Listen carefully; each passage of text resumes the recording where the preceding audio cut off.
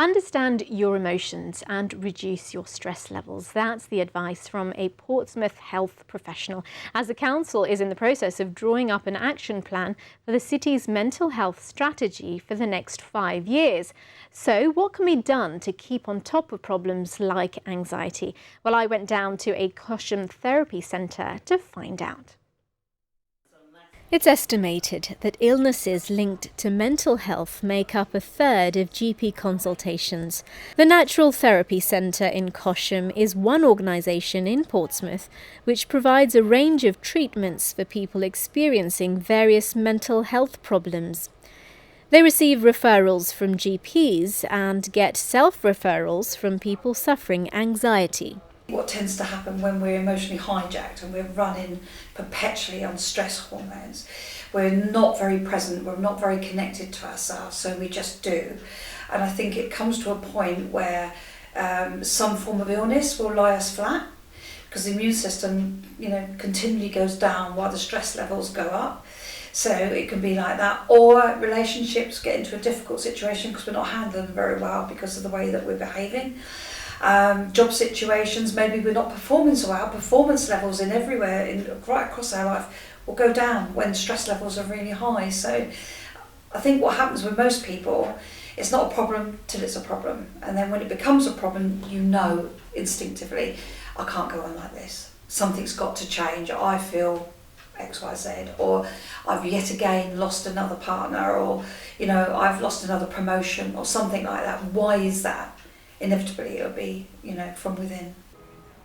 She believes that we need to have a deeper understanding of ourselves to make sense of our actions.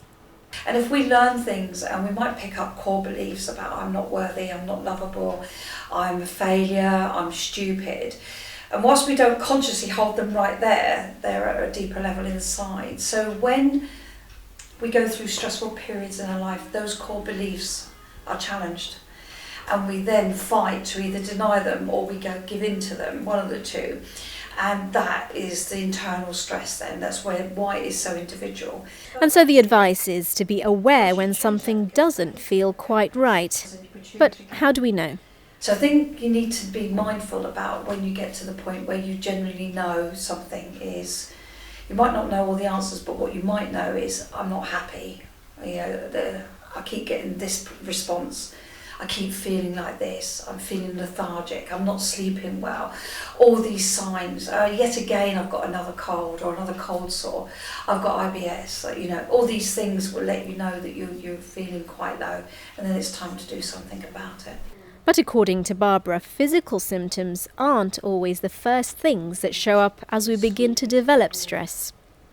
People will notice the physical symptoms moreover than the emotional symptoms. Mm-hmm. We're really bad at connecting with ourselves emotionally, and we shouldn't be. If we were taught at a younger age to listen and associate what that feels like with that emotion, I don't think we'd be so stressed later on in life. A range of therapies are available for people who suffer the associated pains, including massage therapy and reflexology. The majority of clients come to the centre with stress, many suffering common symptoms.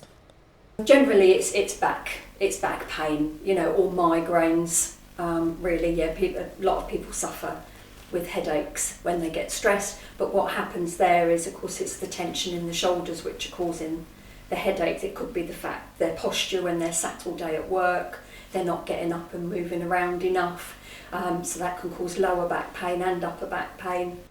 Vicky says people need to be educated about how to take care of their bodies so they keep on top of their health. So when you're sat at your desk all day, what we end up doing is this.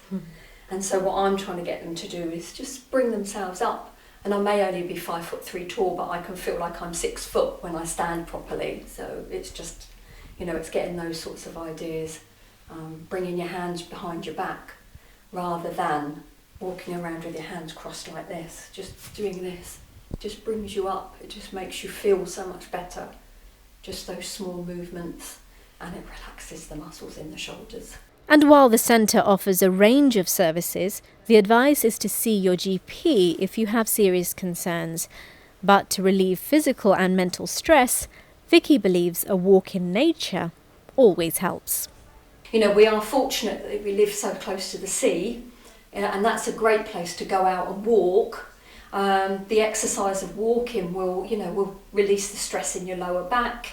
You know, the fresh air, a couple of nice deep breaths, being able to breathe in all that nice sea air. You know, we are really fortunate to be in the situation that we're in. So, you know, if you've got kids and you're stuck at home all day, take them down the promenade, walk down by Hillsy Lines, go to Southsea, you know, even into Havant, along the Billy Trail to Hayling. You know, there's loads of places we can walk in this area, and it just, you know, really will make you feel much better. This is Tulika Pandey for That Solent.